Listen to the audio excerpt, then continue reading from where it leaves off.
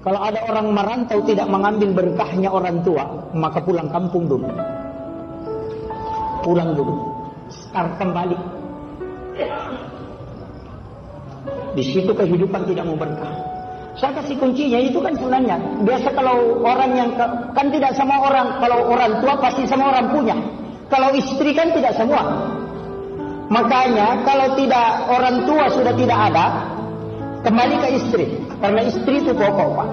Kalau istri berdoa itu 3 kali lipat lebih cepat dibanding doa suami.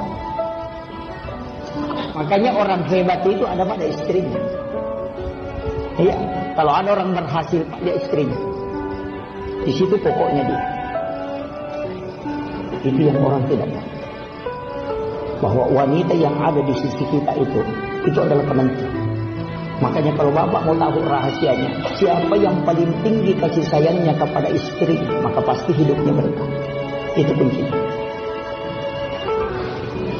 Di situ dia, Pak. Makanya ketika istri yang berdoa itu tembus. Makanya yang belum punya istri ya sabar. Mohon maaf, itu bekerja 2 kali lipat itu berat.